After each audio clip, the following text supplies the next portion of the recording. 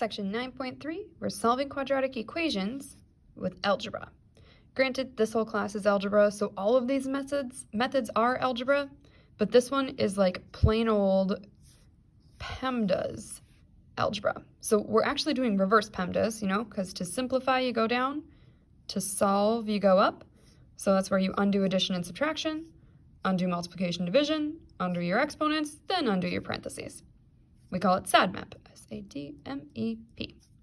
So let's look at a couple examples right now. If we're trying to solve this equation, you draw the line down the equal sign, and you're going to do onto one side as you do on the other. So I know that I need to get rid of everything to get x by itself. So I'm going to undo the subtraction first with addition. I've got 3x squared equals 27. I'm going to undo this 3 times x squared. That's multiplication. Undo that with division. I get x squared equals 9. Now I'm at this part of PEMDAS, undoing the exponents. How do you undo a square with a square root? So you like to think x equals 3, done.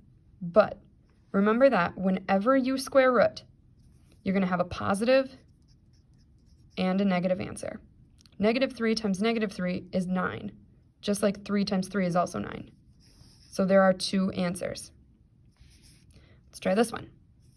Again, we're just going to undo the subtraction with addition. X squared equals 0. Undo the exponent since we don't have multiplication and division to undo. This is a special case. The square root of 0 is just 0. There's no such thing as positive and negative 0. And we're done. Over here, I'm going to undo the addition first with subtraction.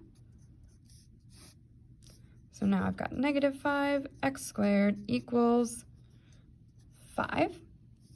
I'm going to undo the multiplication, divide by negative 5 to get rid of that negative 5. And I get x squared equals negative 1. I'm going to square root, and I get the square root of negative 1. Well, you know that positive times positive is not negative, and negative times negative is not negative, so this is not possible. You cannot have a negative on the inside of a square root sign. So let's use what we just learned at a little bit more of a complicated problem here. We're still just undoing PEMDAS, so we're SADMEP, undo addition and subtraction first.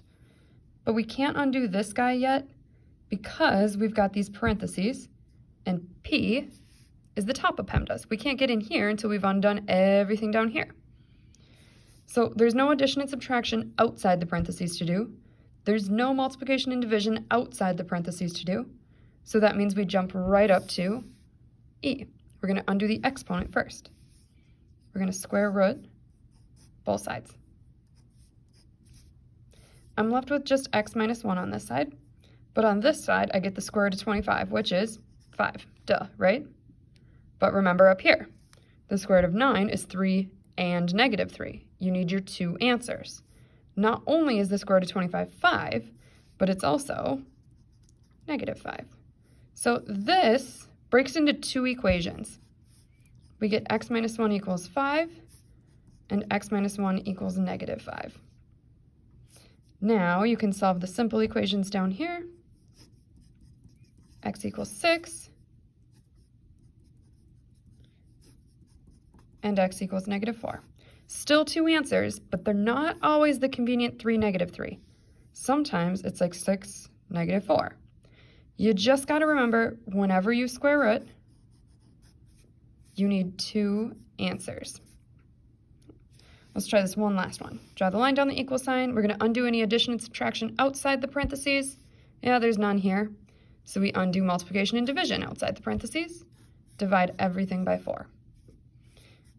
So I've got x minus 3, that whole quantity squared, equals 9 over 4. And I could turn that into a decimal, but I'm going to leave it as a fraction because I know I'm going to square root now. And these are both perfect squares.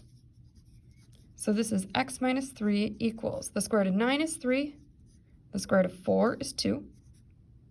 But remember, whenever you square root, you've got a positive and a negative. So I have 2 equations. x minus 3 equals, let's see, 3 halves is 1.5, or x minus 3 equals negative 3 halves, that's negative 1.5. Finish out the simple equations. X equals 4.5, and right here, x equals 1.5. 2 answers.